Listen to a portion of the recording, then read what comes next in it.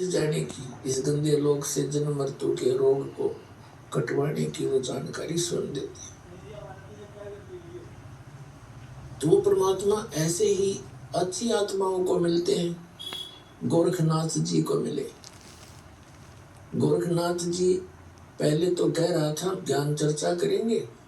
जब परमात्मा ने ज्ञान चर्चा के लिए जो शुरुआत की तो परमेश्वर ने अपनी जानकारी देनी चाहिए कि मैं परम अक्षर ब्रह्म हूं और मैं अविनाशी हूं। यह गोरखनाथ के गले नहीं उतरी। तब गोरखनाथ जी ने कई और अटपट किया। परमात्मा ने उसको हर प्रकार से फेल करके फिर अपनी शरण में लिया। तब गोरखनाथ जी ने परमात्मा की शरण ली थी, कबीर परमेश्वर की, और परमेश्वर से ज्ञान प्राप्त करके इस ज्ञान के आधार से, और परमात्मा ने उसको सतनाम दिया था, सार नाम नहीं दिया, क्योंकि वो तो अंतर्यामी है।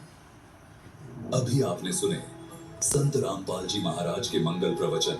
आइए अब सुनते हैं संत रामपाल जी महाराज से नाम दीक्षा लेकर सतभक्ति करके अद्भुत लाभ प्राप्त करने वाले अनुयायी के विचार। दर्शकों कहते हैं कि तकदीर में लिखे लेख कोई मिटा नहीं सकता। जो कर्मों में लिखा है वो भोगना ही पड़ेगा। पर आज इसके विपरीत हमारे सामने छत्तीसगढ़ का एक अनोखा किस्सा आया है। इनसे मिलिए।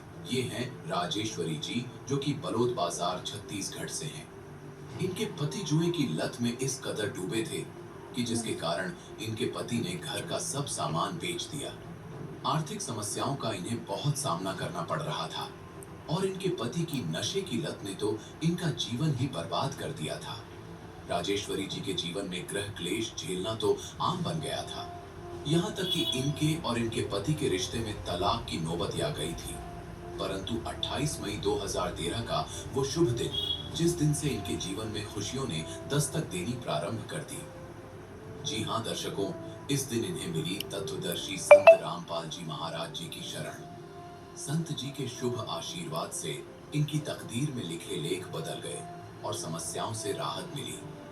इनकी माइग्रेन की समस्या दूर हुई और अब घर में अपना जीवन सर्व सुख शांति से जी रहे हैं।